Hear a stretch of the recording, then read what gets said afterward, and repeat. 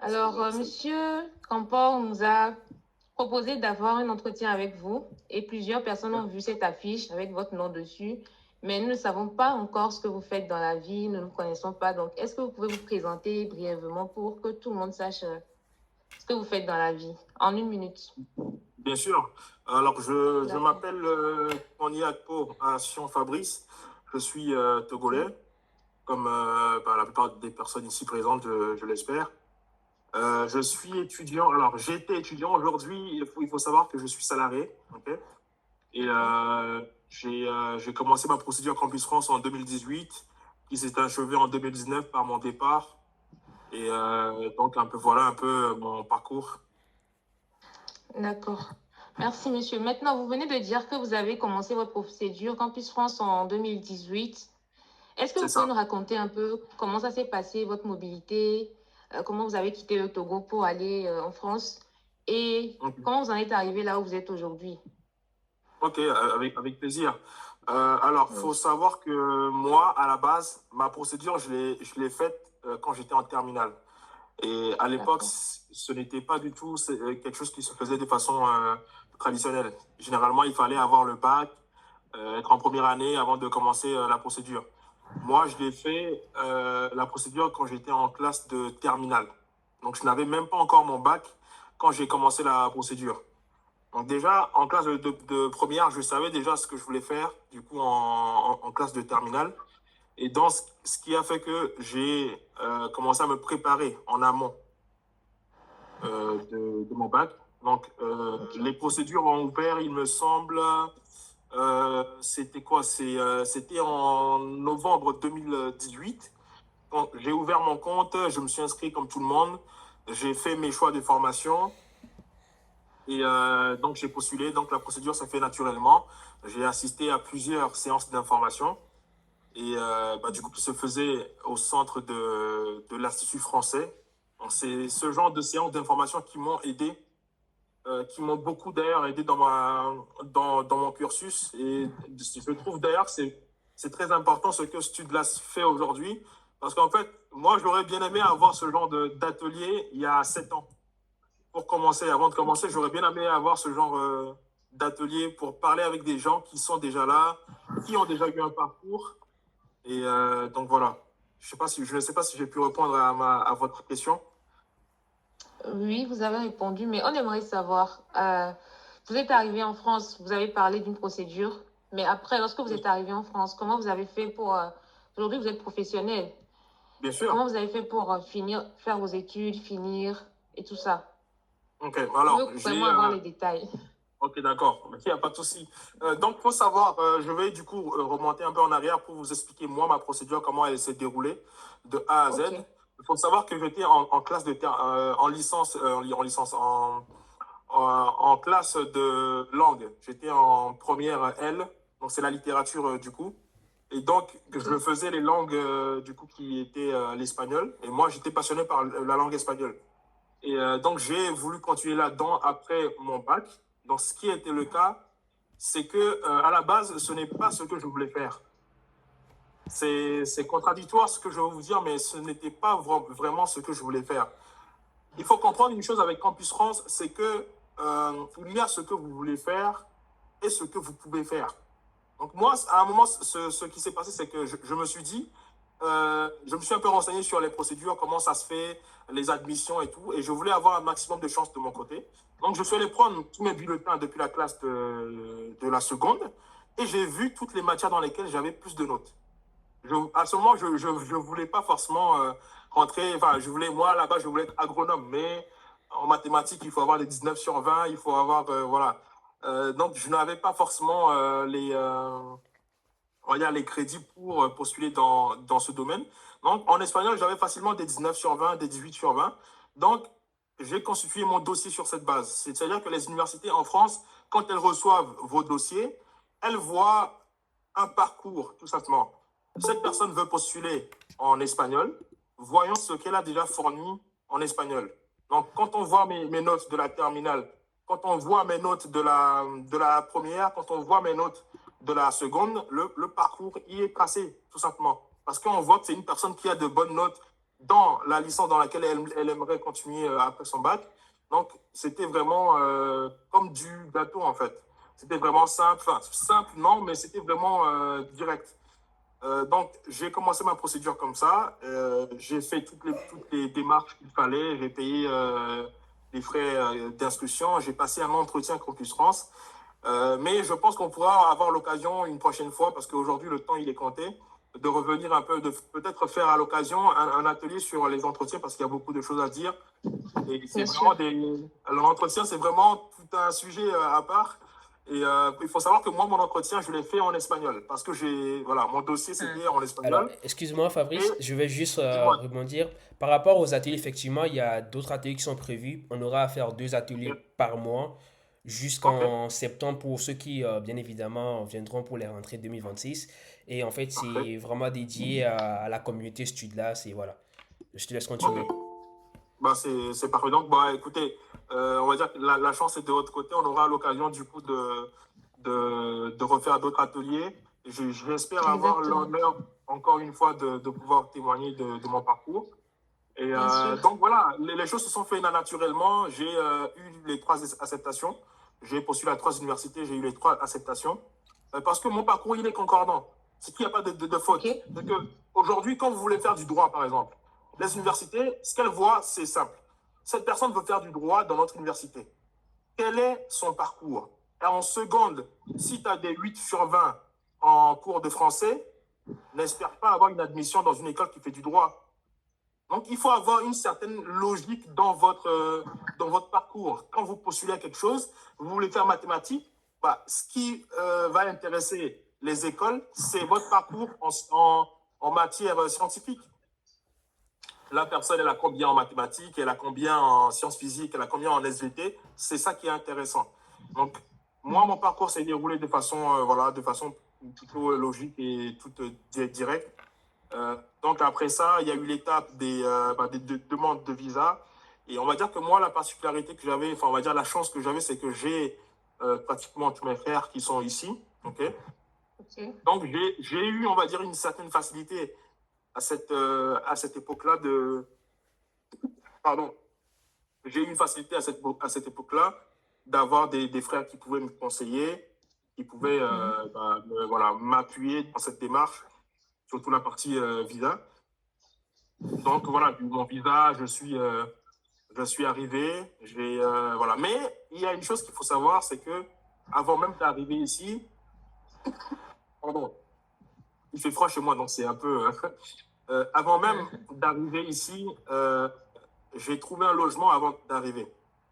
J'ai trouvé un logement parce que j'étais en contact avec enfin, mon frère, il était en contact avec un meilleur pote à lui qui connaissait pas mal d'étudiants, qui m'a fait inscrire dans un programme de logement. Donc ça m'a beaucoup aidé. D'où encore une fois l'initiative de Studlas. Aujourd'hui, le simple fait d'avoir une personne, pardon, le simple fait d'avoir une personne qui habite dans du coup, dans un pays où vous voulez aller, ou dans une ville où vous voulez aller, ça vous permet d'avoir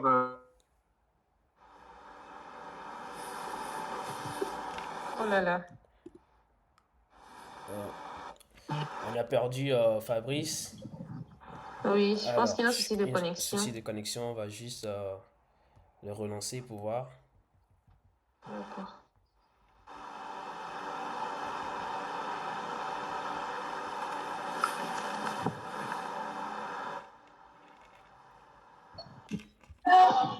Alors, OK.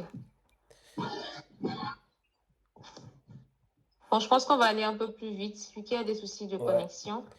Ton micro, voilà. Allô, c'est bon? Oui, c'est bon. Oui, Oui, c'est c'est bon. bon. Excusez-moi, j'ai un petit souci. Donc voilà, est-ce que Oui. j'ai pu répondre à ta question, Emmanuel? Oui. Maintenant, lorsque vous êtes arrivé en France, est-ce que je veux parler de l'aspect intégration. Lorsque vous êtes arrivé en France, vous avez dit que vous avez déjà des frères qui étaient là et tout ça. Maintenant, après ça, est-ce que vous avez eu l'opportunité de faire vos études tranquillement? Parce que nous avons souvent entendu beaucoup de gens dire, je suis arrivé en France par cette passerelle et après je suis partie vers autre chose. Comment ça s'est passé de votre côté? Alors, alors, mon intégration en France s'est plutôt plus ou moins bien passée. Euh, je dis ça dans le sens où je pensais que ça allait tout simplement facile, que je n'aurais pas besoin de mes frères pour m'aider dans les procédures, que je n'aurais besoin de personne, que je parle français, et donc que tout allait être simple. Et tout n'a pas forcément été simple. J'ai eu besoin d'avoir des gens, j'ai eu besoin d'avoir des gens autour de moi. Et encore une fois, j'ai eu Ok, la chance d'avoir mes frères avec moi, qui m'ont conseillé, bien qui sûr. m'ont guidé. Et je me dis heureusement que j'avais des gens sur place. Dans la ville où j'allais, j'avais des étudiants avec qui j'étais en contact. Donc, on va dire, c'est vraiment la chose qui m'a facilité un peu mon intégration en France, en fait.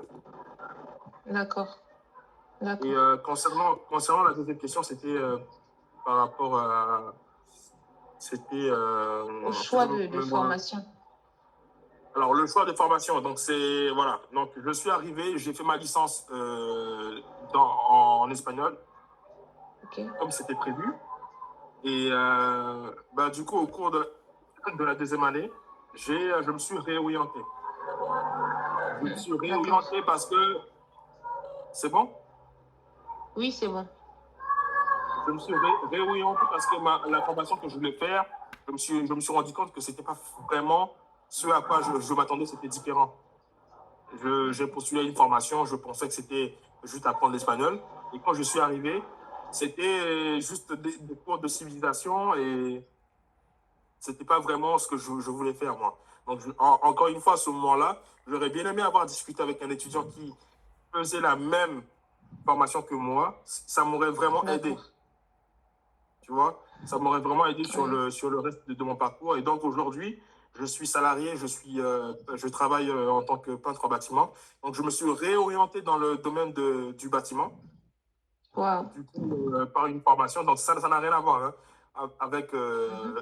avec le L'espagnol. parcours que Mhm. j'ai. C'est ça n'a rien à voir. Oui. Je me suis réorienté dans ce domaine. J'ai fait un diplôme en 1 an et un autre en 2 ans pour être Wow. professionnel dans mon domaine.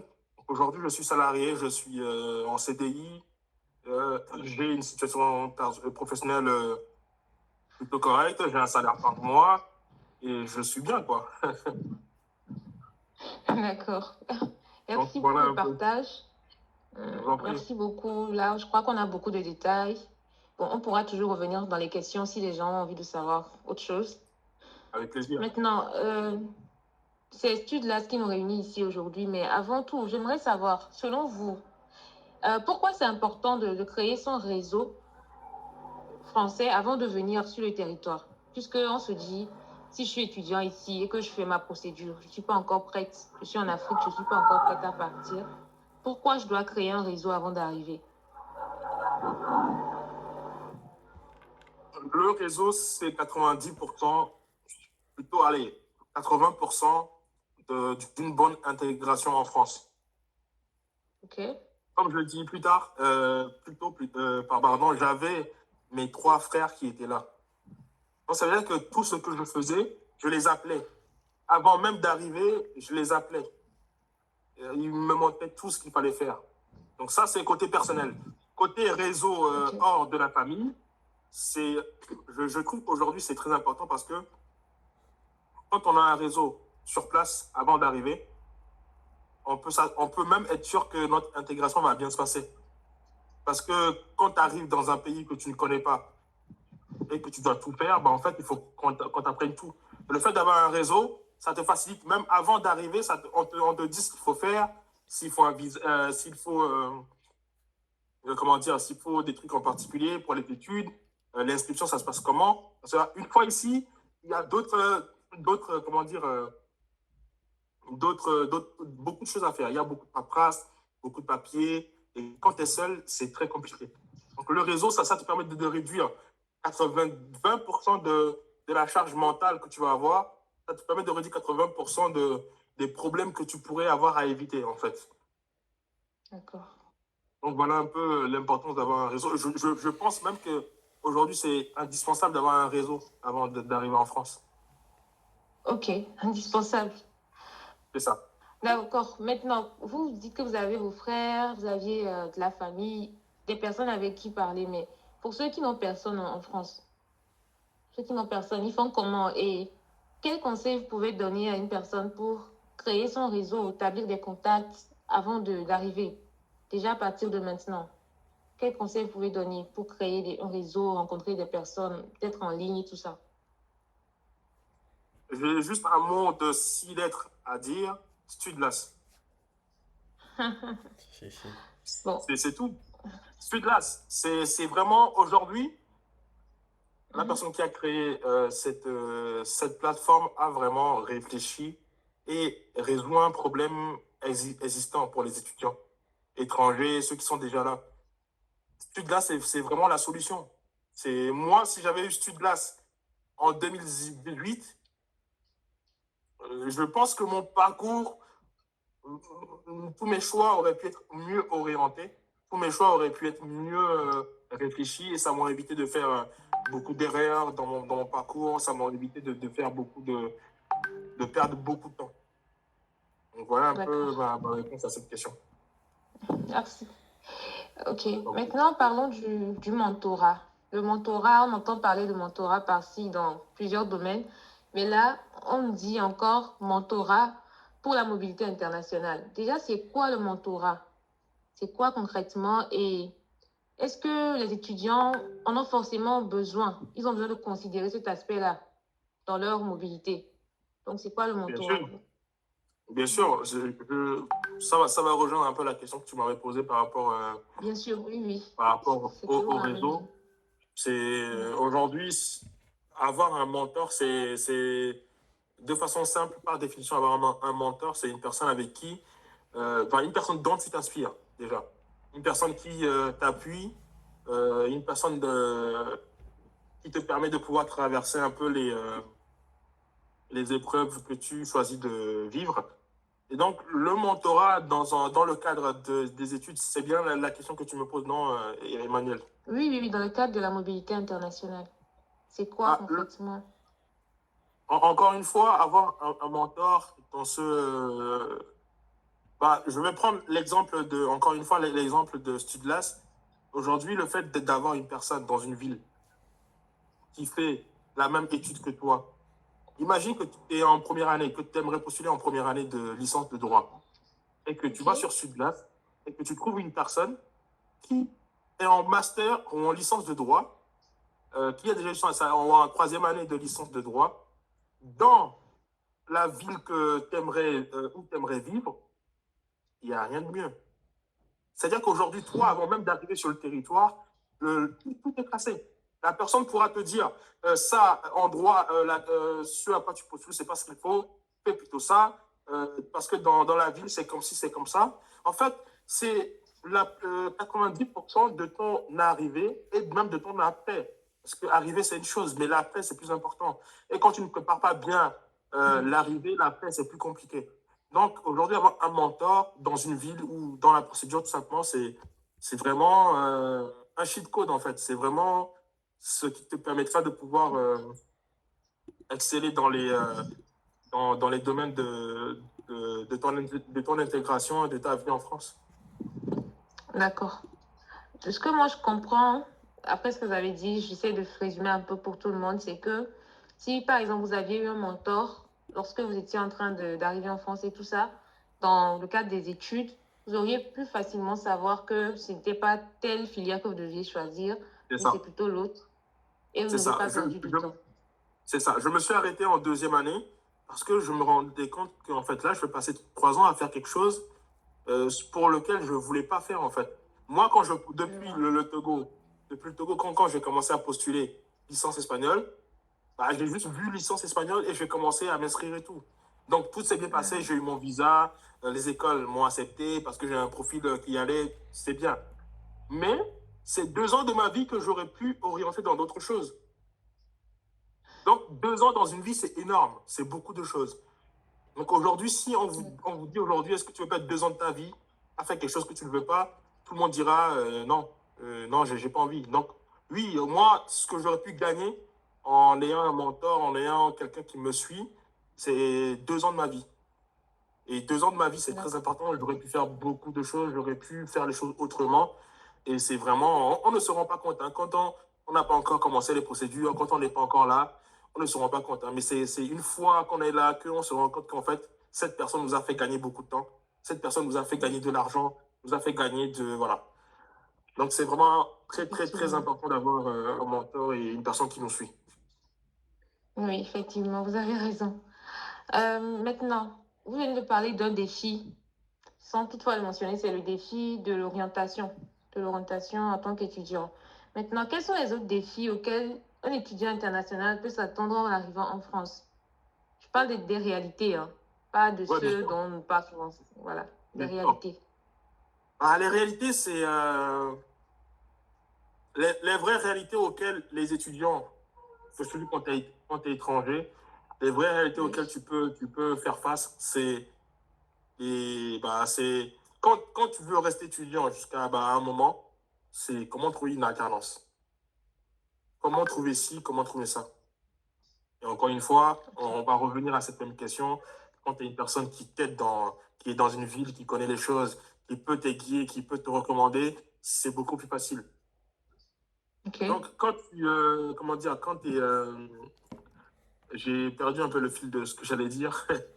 Euh, Quand tu prends, je ne sais pas comment expliquer ça. Quand tu peux me reposer la question un peu, s'il te plaît?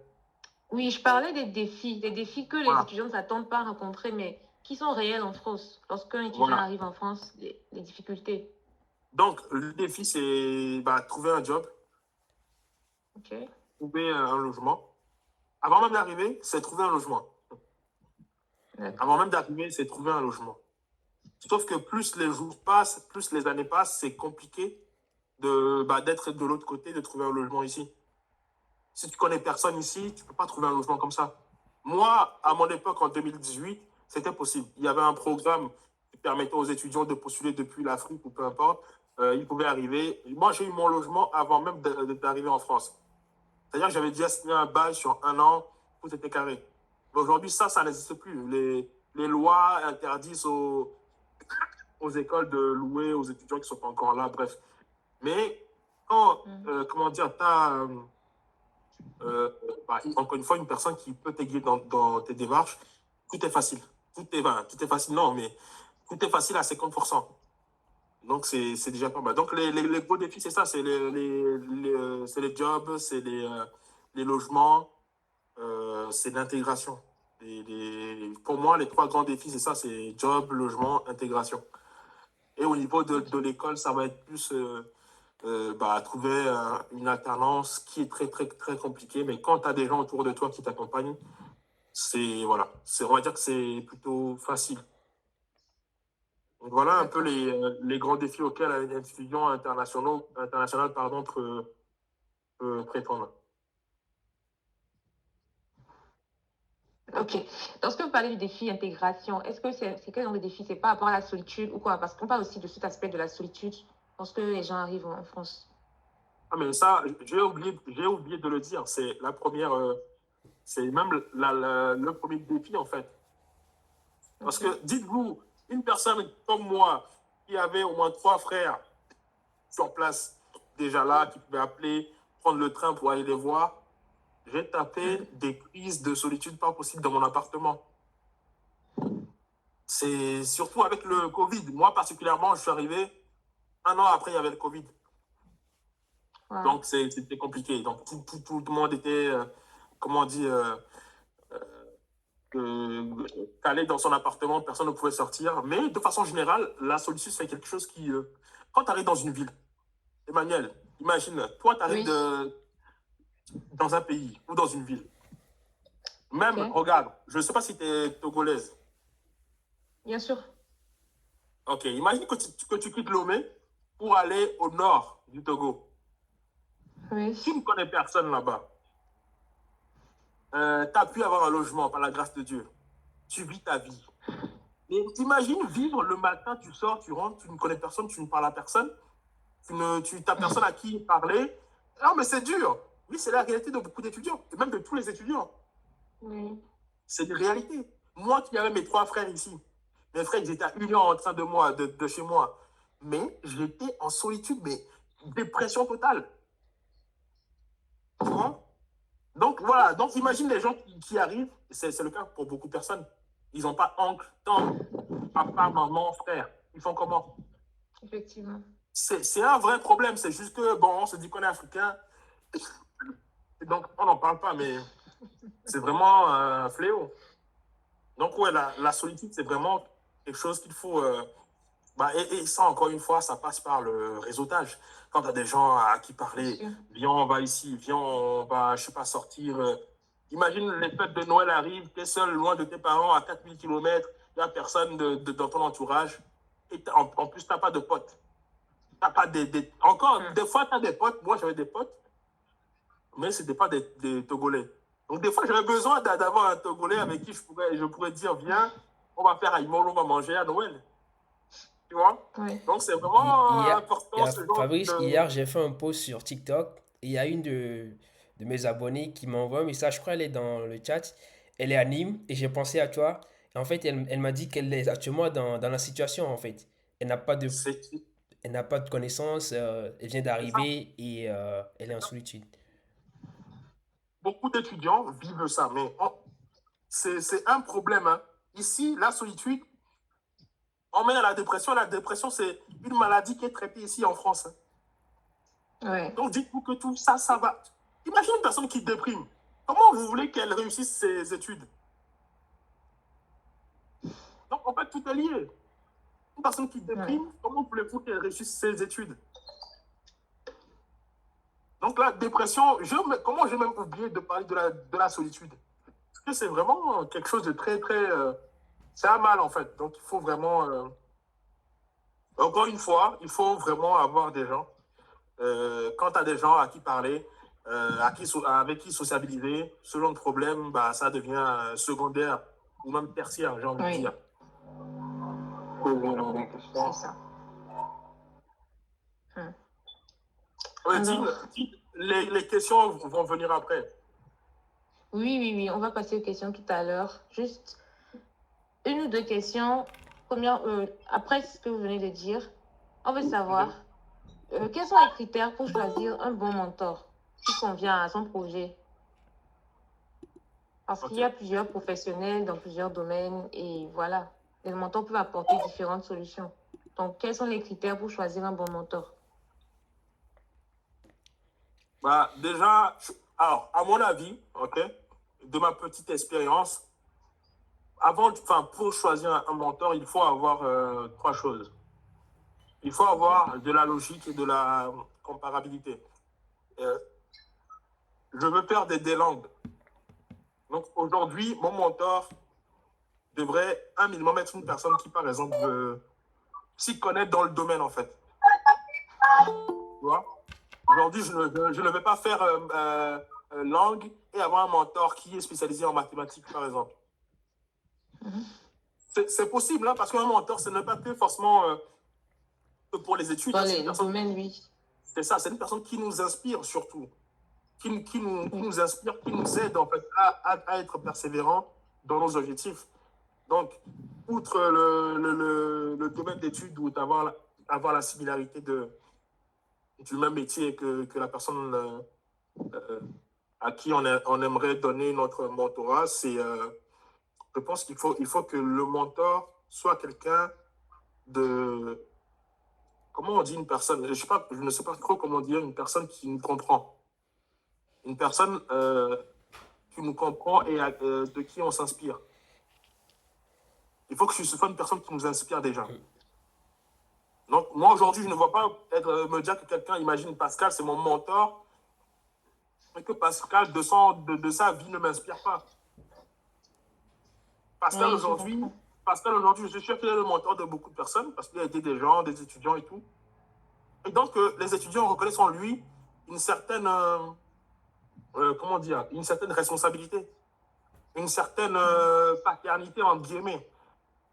Donc, le mentor, déjà, se doit d'être une personne qui inspire. On peut Oui. inspirer par le travail, on peut inspirer par les conseils, la sagesse, on peut inspirer de plusieurs manières que ce soit. Donc, Le mentor doit être une personne qui nous inspire.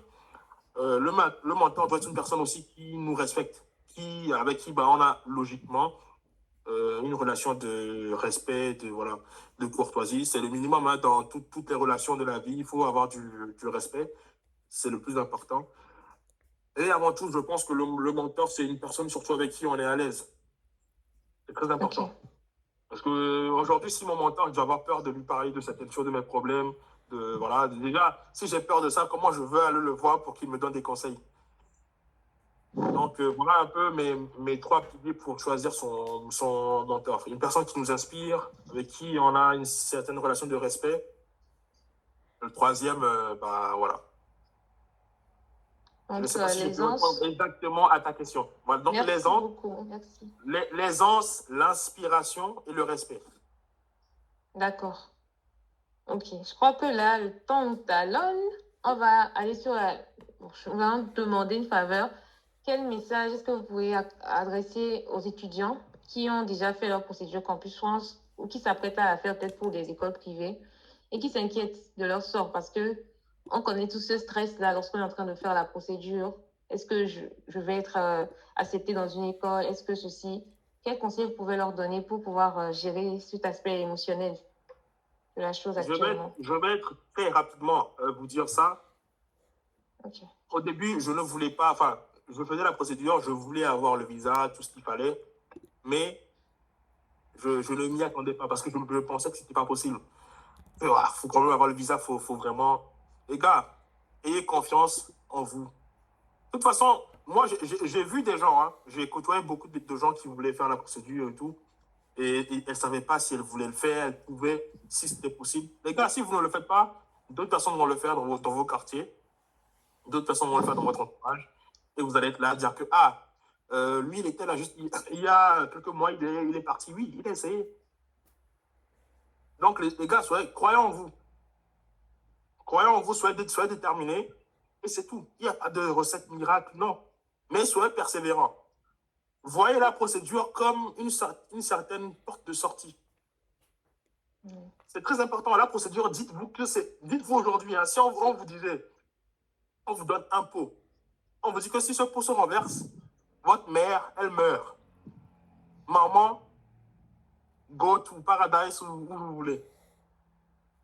Comment vous allez chérir ce pot, l'entretenir et tout? Faites comme ça pour la procédure Campus France. Les gars, j'ai marché, moi je vous dis, hein, ici, moi je n'ai pas honte. J'ai marché, pour ceux qui connaissent, de mon nom, à de Gomé, à Institut français, plusieurs fois, parce que mon père, c'est pas qu'il n'avait pas l'argent, il avait largement la possibilité. Mais il me disait, tu veux donner l'argent pour aller, non. Si tu veux aller là-bas, prends l'argent de ton école, les frais par semaine qu'on nous donne pour manger à l'école. Prends l'argent dedans. Sauf que si je prends l'argent dedans, c'est compliqué pour manger le reste de la semaine. Donc, je marchais, mon nom, à l'île de Gomé, Institut français, et je l'ai fait au moins 3 fois, aller-retour. Ceux qui savent sauront que j'ai marché dans ce pays. Donc, c'est pour vous dire que ça, c'était juste, je séchais le coup des fois pour aller suivre les séances d'information. En gros, les séances d'information, c'est ce qu'on est en train de faire ici. Quelqu'un ou des gens qui ont un parcours, qui ont souvent 40 ans, qui ont été en France pendant 20 ans, qui sont revenus travailler, qui ont de leur parcours des conseils à nous donner.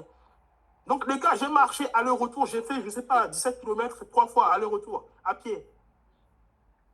Ma procédure, elle était importante pour moi. Je la chérissais. Chérissez votre procédure, soyez déterminé. Même si ça ne marche pas, j'ai aidé une personne avec qui on a parlé. C'est là, au bout de la 4e fois qu'elle a eu son visa. Wow. Elle aurait pu abandonner à la 2e ou 3e, mais au bout de la 4e fois, ça sourit. Donc, dites-vous que faut vraiment déterminer. Il ne faut pas être fatigué parce que c'est chiant. Non. Aujourd'hui, on a la possibilité d'avoir beaucoup de facilités.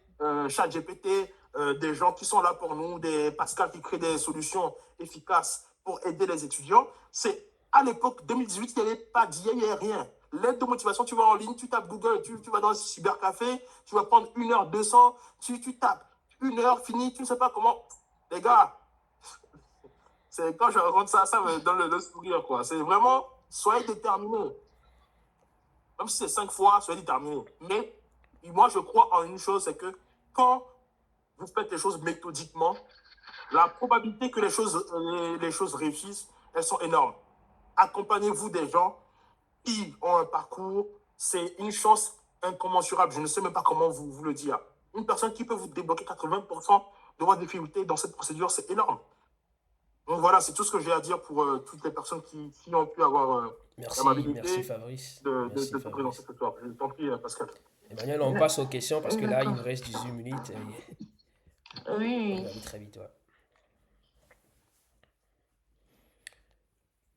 Du coup, si vous avez des questions, c'est maintenant.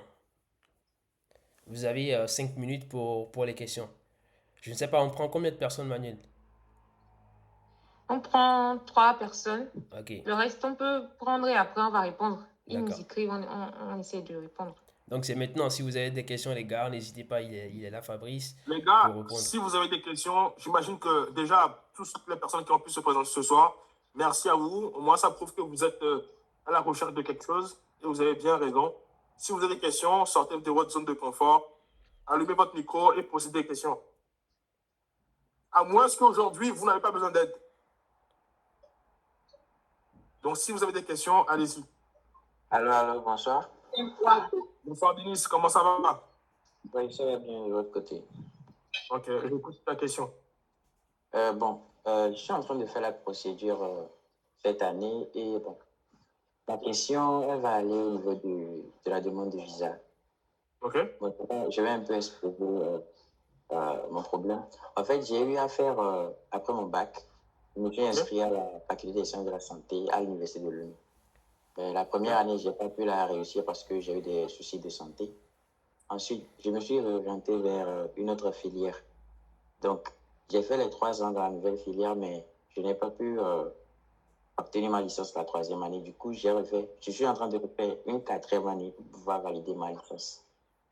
Donc, ça fait banalement bac plus 5 actuellement, mais je n'ai pas encore ma licence. ok. Du coup, cette année, j'ai postulé Campus France, j'ai choisi la licence 3. J'ai fait 3 ans en licence 3 et puis 4 choix en master selon ce que Campus France m'a demandé de faire vu qu'il ne me reste plus beaucoup de crédits pour pouvoir valider ma licence quand même. Ok. Donc, mon souci, c'est que pour la demande de visa, est-ce que ce ne serait pas un problème si je choisis de poursuivre avec la licence 3 vu que voilà, j'ai déjà eu mon bac, ça fait un petit moment et puis voilà. Les écoles t'ont déjà accepté ou pas? Non, je n'ai pas encore de réponse. Attends la réponse des écoles. Parce que sans acceptation, tu ne peux pas même prétendre à une demande. Donc, si une école aujourd'hui, après ton parcours, comme tu l'as cité, décide de te donner la chance, c'est que tu peux avoir la chance au niveau des visas. D'accord. C'est pas. En vrai, oui, c'est vrai qu'un parcours direct, c'est beau, c'est simple et tout. Et que la personne va peut-être hésiter un peu. Est-ce qu'à 5 ans, pas de licence? Mais si l'école t'a donné une acceptation, c'est que malgré tout ça, ton dossier est quand même présentable. D'accord. Donc, ça, il n'y a pas de souci à avoir avec ça. Tu peux postuler ton visa, tu peux directement. Voilà. Mais ça ne veut pas dire qu'ils vont te dire oui. Hein. Moi, je te dis juste que ce n'est pas un problème. Parce que si tu n'as pas d'acceptation, pas de visa. Si tu as une acceptation, c'est que tu peux prétendre à demander le visa du coup. D'accord, merci. Mais à ce moment-là, il faudra aussi se rapprocher des gens pour savoir un peu, parce que ta aide de visa, il faut la faire d'une manière pour que, voilà, pour qu'elle passe, parce que c'est un parcours assez particulier, 5 ans pour la licence, il faut le justifier, voilà, faut quand même avoir une lettre qui, voilà, qui rentre dans les normes, qui essaie d'amadouer un peu, mais c'est possible. D'accord, merci beaucoup. Super. T'en prie, Denis. Est-ce qu'il y a une autre personne qui a une question? Les gars, si vous avez des questions, c'est le moment de les poser. Denis a posé sa question, on a un autre Denis. Si vous avez des questions, on a juste quelques minutes. Ouais. Posez des questions très rapidement. Ouais. Je t'écoute. Ok, d'abord je me présente, je suis Aruna Manaf. Je suis infirmier diplômé d'État promotion 2022-2025 à l'ENAM Cara. Actuellement, je suis en stage volontaire sous l'Agence nationale du volontariat du Togo au centre hospitalier universitaire de Cara pour un contrat de 1 an renouvelable. Donc, j'ai décidé de continuer mes études en master santé publique, parcours épidémiologie à la rentrée septembre 2026. et j'ai eu à postuler dans 6 universités de France. En master ou en licence? Non, en master, santé publique. Donc, on est d'accord qu'actuellement, tu as obtenu ta licence. Oui, en sciences infirmières. Ok. Donc, après avoir obtenu ta licence, si je comprends bien, tu as fait un stage de volontaire, c'est ça? Oui, j'ai obtenu ma licence cette année et actuellement, je suis en stage volontaire au CHU. Ok. Il n'y a pas de souci. Et donc, rappelle-moi dans quoi tu as obtenu ta licence. En sciences infirmières. Donc, ton parcours est cohérent. Tu as obtenu une licence qui te permet déjà d'entrer sur le marché du travail. Donc, c'est déjà bien. Avec ça, tu peux travailler. Donc, tu as décidé, n'ayant pas la possibilité de travailler, de faire un stage pour te perfectionner. Et donc, tu prévois de faire un master. Tu postules pour un master 1, c'est ça? Oui. Voilà. Donc, cette année de césure ne t'a pas permis d'aller jouer au loto, d'aller jouer au baby-foot. Non, ça t'a permis de faire quelque chose qui rentre dans le cadre de ton parcours universitaire. Oui. Donc, je pense même que c'est un parcours qui est honorable. Parce que tu fais un stage d'1 an dans un truc dans lequel tu as obtenu ta licence et tu aimerais poursuivre un peu plus avec ton master dans un domaine qui recrute beaucoup en France, avec l'infirmerie, tout ça, c'est des domaines où tu as plus de chances aujourd'hui d'être accepté que dans d'autres trucs. Donc, en vrai, je pense que ton parcours, il est sur les papiers, il est honorable, il n'y a pas de souci à avoir par rapport à ça. D'accord. Et Okay, si les notes suivent comme il faut, je pense que tu peux avoir facilement des réponses favorables. Bah, ok, on espère. Donc, voilà. À ma licence, j'ai eu une moyenne générale de 14 et ma moyenne varie entre 13, 15 et 14, 13, 15 et 14 dans chaque année. C'est parfait. Super. En fait, il faut se dire que la personne qui va avoir ton dossier va se dire, cette personne veut postuler en master, ok, quel est son parcours universitaire? Cette personne a obtenu de bonnes notes en licence infirmerie.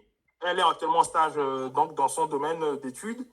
Elle aimerait poursuivre encore 2 ans d'études pour finaliser le summum de l'art de la médecine. Le parcours, il est tracé. Okay. Encore si tu as des notes de 12, 14, laisse tomber. C'est top. On va prendre encore une dernière personne, là, le temps de talonne. Et après, okay. je passe à la présentation de Studlas. D'accord. Okay. Je peux poser ma question maintenant? Ah, okay. Très rapidement, s'il te plaît. Est-ce qu'il y a plus une autre personne? Parce que j'avais vu, il y avait Eunice aussi qui a ouvert son micro. C'est Eunice. Oui, mais... bon, c'était pas une... Bon, je me rappelle plus de la question que je voulais poser, mais c'était juste un commentaire que je voulais donner. Mais s'il n'y a plus le temps, il n'y a pas de problème. D'accord. Donc, on laisse Manaf poser sa question du coup. Ok. Ma question est la suivante. À propos de l'entretien Campus France, est-ce que Campus France nous envoie un mail nous imposant une date pour l'entretien ou bien est-ce qu'on nous propose des dates et c'est à nous de faire un choix? Non, c'est Campus France en fonction de son planning parce qu'ils ont un quota d'étudiants par jour à faire. Hein. Donc, c'est 15 minutes par entretien. Et donc, il ne peut pas se permettre que tout le monde choisisse 14 heures. Tu imagines que 10 personnes choisissent 14 heures, ils vont faire comment? Donc, c'est Campus France qui t'envoie. Alors, si tu as tout bien fait, que tu as payé comme il faut dans les délais, Campus France t'envoie une date, une heure, le lieu, dans un mail ou par appel, je ne sais pas dans quel pays tu es, ou voilà. Dans tous les cas, Campus France te notifie lieu, date, heure, tu te pointes là-bas, 30 minutes avant l'heure, tu révises un peu et ton entretien, tu le passes chill. Il ne faut pas stresser pour les entretiens parce que les entretiens, c'est ce qui te reflète en fait. Donc, tu n'as pas besoin de stresser pour les entretiens. Mais encore une fois, je me permets très rapidement, Studlas, on va faire d'autres ateliers. Connectez-vous, soyez réguliers dans les groupes. Si vous avez des gens qui sont aujourd'hui dans la procédure, qui n'osent pas en parler, partagez-leur l'opportunité. Dites-leur, aujourd'hui, on a pris le temps de faire les choses comme ça. Personne ne vous a pris de l'argent. Aujourd'hui, il y a d'autres personnes qui prennent des sommes astronomiques pour ce genre d'accompagnement. Donc, profitez de l'opportunité. D'accord. Donc, je laisse Eunice placer son commentaire et après, je passe à la présentation. Voilà. Bonjour à tous. En fait, je me suis rendu compte que, je sais pas, ici, bon, les jeunes qui sont ici ne sont pas encore en France. Je sais pas si je suis la seule qui est déjà ici, je viens d'arriver. Du coup, je suis Eunice, celle qui avait parler avec, bon, sur TikTok en lui disant que bah, je suis anime et que je viens d'arriver ici. Bah, je me suis rendu compte qu'il n'y a personne ici qui peut m'accompagner. Je suis toute seule, je suis venue toute seule. Et là, vraiment, c'est quand j'ai connu l'application, quand je me suis rendu compte qu'il y avait là, je me suis vraiment sentie vraiment très, très bien parce que je me suis dit que peut-être maintenant, j'aurai au moins quelqu'un qui pourra m'aider avec les démarches administratives et tout. Et du coup, ça m'a vraiment fait plaisir. Du coup, bah, c'était juste ce commentaire que je voulais poser. J'aimerais vraiment, vraiment que quand il y aura plus de personnes dans l'application, que bah, il y aura une personne qui pourra m'accompagner. C'est tout. Ok, ben écoute, Eunice, merci pour ton commentaire. C'est un commentaire très précieux, dans le sens où aujourd'hui, en fait, tu peux aujourd'hui même éventuellement partager ton parcours avec d'autres personnes parce que tu as fait ta procédure seule, donc tu auras des choses à raconter. Donc le but de ce studio-là, c'est ça aussi, c'est que demain, quand il y a un étudiant qui veut postuler à Nîmes, qui va sur la MAPS, voir Eunice dans telle ville, telles études, bah, qu'il puisse te contacter pour que tu puisses l'aider en fait. Donc, encore une fois, là, aujourd'hui, on a vraiment l'opportunité de voir un peu comment fonctionne un peu ce studio-là. Merci pour ton commentaire. Donc, je vais directement rebondir là-dessus pour vous présenter, parce que je pense qu'il y a certains ici, ils attendent parler de Studlas, mais ils se disent c'est quoi exactement, parce que bon, peut-être ils n'ont pas eu assez d'informations. Donc là, on avait vu les ateliers. Studlas, en fait, vient d'un problème que moi j'ai détecté personnellement, c'est quand beaucoup d'étudiants étrangers arrivent en France, ils sont face aux complexités de démarches administratives, le manque de réseau, le stress administratif, parfois des difficultés à trouver un logement et le manque de mentors. Comme Eunice vient de le dire, elle vient d'arriver à Nîmes, elle connaît personne. Et là, le fait de trouver ce studio-là, où elle peut avoir des étudiants, bien évidemment, c'est un game changer. Donc aujourd'hui, nous, l'idée derrière, c'est de mettre en place une plateforme. On l'a déjà mis d'ailleurs, c'est en version bêta. Bientôt, ce sera disponible sur Play Store et App Store. L'idée derrière, c'est de connecter les étudiants avant, pendant et après leur arrivée en France. Et aussi les connecter aux opportunités, que ce soit recherche de logement, de job, de formation. Tout ça grâce à une map interactive et l'expérience utilisateur est très, très, très, très cool. Donc en fait, aujourd'hui, c'est mon histoire. Je suis Pascal Campor. Je suis arrivé en France il y a quelques années. Et bien évidemment, voilà, comme tout étudiant, j'ai fait ma procédure. Moi, j'étais passé par une agence d'ailleurs. Et ça m'a coûté, je le dis toujours, 3 millions de francs CFA. Et c'est quelque chose que je pourrais moi-même faire, mais je n'avais pas forcément les bonnes informations. D'autant que j'avais déjà tenté un visa auparavant où j'avais eu un refus. Donc du coup, psychologiquement, j'étais atteint. Je me suis dit, ok, je préfère payer pour être accompagné. C'est vrai que j'ai eu le visa, mais une fois arrivé sur le territoire, je me suis rendu compte que c'était pas du tout ça. Et c'était un peu compliqué, mais finalement, j'ai eu la chance d'être bien entouré. Aujourd'hui, je suis en CDI, chargé de projet dans un centre de formation. J'aime bien mon travail. Et je me suis dit, voilà, pourquoi ne pas créer un écosystème qui est Studlas pour pouvoir permettre aux étudiants, bien évidemment, de faciliter l'intégration à travers le réseautage. Donc, voilà, Studlas, c'est comme ça s'affiche. Comment ça fonctionne? Vous avez l'inscription qui est très simple. Vous vous inscrivez, vous avez une MAPS où vous êtes des étudiants un peu comme des pinks sur la MAPS. Et dans les villes où vous voulez aller, vous allez directement. Je précise que c'est gratuit quand vous vous inscrivez. Mais par contre, nous avons une partie premium. Et la partie premium, je vais vous présenter. Et c'est vraiment une plateforme solidaire. Donc, on a mis les prix très, très, très bas pour permettre à tout le monde, bien évidemment, de pouvoir éventuellement se connecter à d'autres étudiants et faciliter en fait leur intégration. Donc, aujourd'hui, là, j'ai mis du 125, mais nous avons déjà dépassé les 225. Nous allons vers les 300 déjà. On a une communauté active sur WhatsApp aussi qui... Là, après, je vais juste vous mettre le lien pour ceux qui veulent. Vous pouvez directement vous connecter. Et donc voilà, notre accompagnement payant, l'idée derrière vraiment c'est d'éviter de perdre du temps. Tu peux vraiment être accompagné pour faire de très bons choix et être guidé dans ta réussite. Et donc en fait, notre offre premium, nous avons l'application où si vous voulez bénéficier du premium, c'est à 4,99, on va dire 3 500 francs CFA pour le premium. Il y a la possibilité de le prendre en 3 mois qui est à 12,99, qui est à 10 000 francs CFA. Et en fait, moi, ce que je conseille, c'est de prendre sur un an. Vous prenez l'offre sur un an, l'application où nous, on peut vous mettre en relation avec des mentors à 3 et 32 500 francs CFA. Ce n'est rien du tout pour ce que vous allez gagner derrière. Maintenant, nous avons aussi un système de conciergerie en quelque sorte où on peut vous accompagner du début jusqu'à la fin. Donc là, c'est beaucoup plus c'est élevé, mais l'idée vraiment, on a trois packs, le Studlas, Prepare, Integrate et Secure. Donc en fait, ça va de l'obtention du visa, de l'admission, l'obtention du visa jusqu'à l'intégration. Donc ce slide, je vais vous l'envoyer plus tard, juste après, parce qu'on n'a plus assez de temps.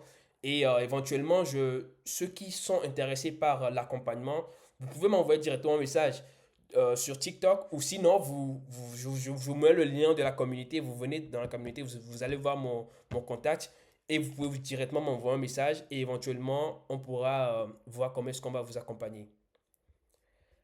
Est-ce que c'est bon pour vous?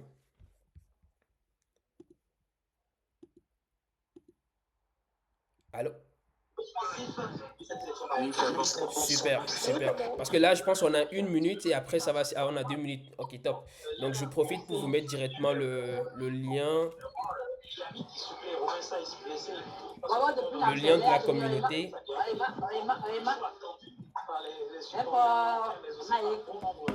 Allez, hop. Vous pouvez directement copier le lien pour ceux qui ne sont pas encore dans la communauté. Là, je viens de l'envoyer dans le chat. Vous rejoignez. Vous pouvez déjà vous inscrire, c'est gratuit, mais bien évidemment, si vous voulez bénéficier, parce que ça, c'est un atelier qu'on a fait qui est gratuit. Mais si vous prenez l'accompagnement premium de l'application, moi, je vous recommande, au moins pour ceux qui ne veulent pas prendre l'accompagnement un peu comme de conciergerie, vous pouvez partir sur l'application qui a 32 500 francs CFA ou éventuellement vous pouvez bénéficier de ces ateliers plus tard aussi parce que là c'est un atelier gratuit mais ça va être vraiment privé pour ceux qui suivent et ceux qui prennent l'accompagnement Studlas. Voilà. Donc n'hésitez pas surtout de m'envoyer un message euh, une fois intégré le groupe et on pourrait éventuellement voir comment est-ce qu'on avance ensemble. Ok? Bah, merci à vous, merci pour ceux qui sont restés jusqu'à la fin. Manuel, je ne sais pas si tu as quelque chose à dire. Et un grand merci à Manuel pour la présentation. C'était magnifique, c'était vraiment sympa de sa part. Donc, merci voilà. À vous aussi, merci. Pour l'échange qui était enrichissant.